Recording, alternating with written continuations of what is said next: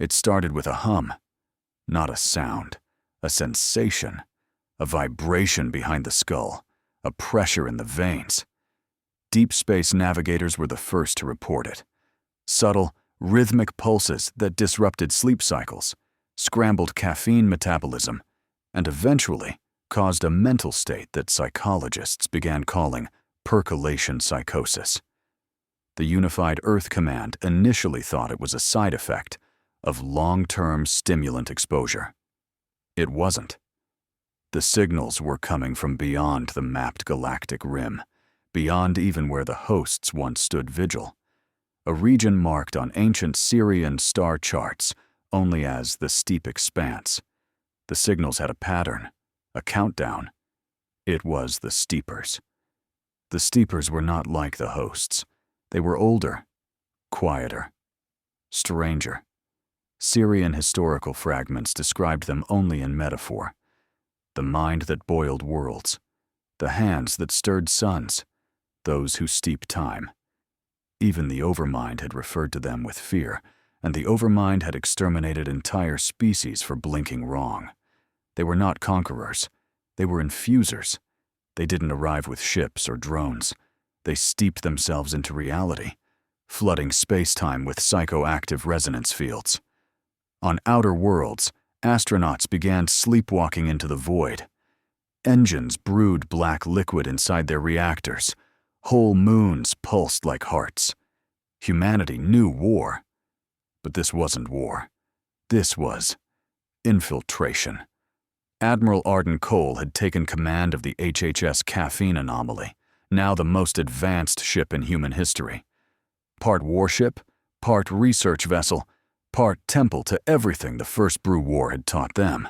Its core housed the Espressonium core, a dense lattice of caffeine isotope matter that emitted low-range stimulant waves across nearby systems. A weapon, a shield, a symbol. It was sent to the edge of known space to investigate the strange ruins emerging across dead sectors, colossal, ceramic-like structures shaped like inverted mugs, hovering in planetary orbits. These kettles, as soldiers called them, weren't abandoned. They were steeping. Inside each one, compressed biomass, boiling at molecular speeds, emitting a constant field of warped time and entropy. And then one of them hatched. Cole watched the feed as a tendril emerged, not mechanical, not organic, but somewhere between. Like a stream of living vapor, constantly swirling in fractal spirals. It wrapped around the science vessel Lagrange runner, melted its hull in silence, and poured itself through the comms array. The crew started chanting.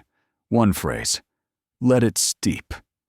That was the first recorded contact with a steeper mind. Back on Earth, strange dreams spread. People began craving burnt coffee, bitter sludge, brewed longer than possible, and those who drank it? They changed. Faster reflexes, sharper minds, shorter tempers. Some called it an upgrade. Others called it infusion addiction. New factions arose, cults devoted to the steeper way, humans who believed the infusion was evolution, that surrendering to the steeping would make us gods. Earth's own began to turn. To counter this, Earth launched Project French Press, a planetary defense network powered by synchronized Espressonium pulses. Massive cannons brewed raw stimulant energy into psychic dampeners, creating focus fields around critical systems. The Brew Guard was recalled and reformed, now wielding upgraded gear. Pressurized infusion blasters, ceramic espresso armor, and stimulant-laced combat AI. The foam runners became elite shock troops, trained to resist infusion through meditation and microdosing. And then came the turning point.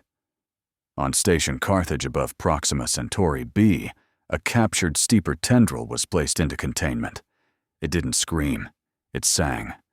Coffee machines across the station brewed themselves, gravity inverted. Half the crew drowned in hallucinations of oceans made of crema and endless shelves of steaming mugs. Only one survived, Dr. Mara Tenen, former caffeine chemist turned neuroweapons specialist. She didn't flee. She drank the infusion. And she woke up changed. Tenon became the first hybrid, a human mind partially steeped, yet unbroken. She saw the steeper language not as madness, but a recipe. Heat, time, pressure, consciousness.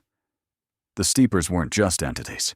They were brewers of reality, attempting to bring the universe to a slow, boiling transcendence. Tenon warned Cole, they weren't attacking.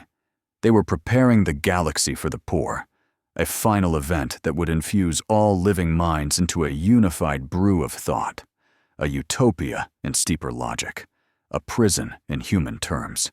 Because to be infused was to stop thinking alone, to lose ego, to become part of the flavor profile.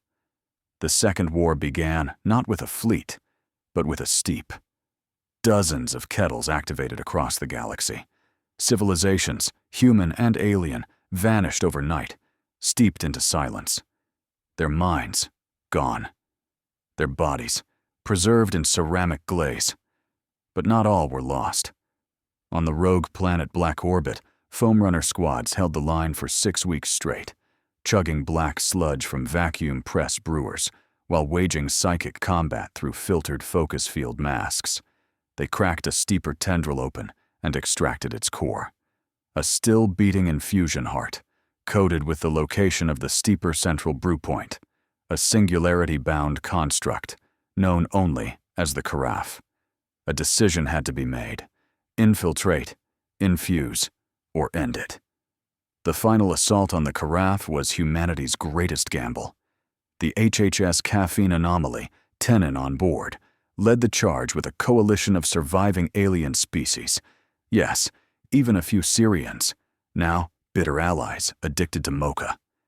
They fought not just ships, but flavor storms, memories of events that never happened, scent-based illusions that could turn love into despair in seconds. The steeper mind flooded their minds with warmth, offering eternal comfort, eternal flavor. Cole refused. In orbit around the carafe, he released the last resort, the Ultra Ristretto Protocol, a micro-dosed singularity bomb wrapped in ceramic and filled with 10,000 years of distilled espresso thoughts. The blast wasn't just physical, it was psychic. Sharp, bitter, clean. The steeper network collapsed, reality reasserted itself, and humanity, once again, stood in the smoke of a war they didn't start, but damn well finished. Earth rebuilt. Again.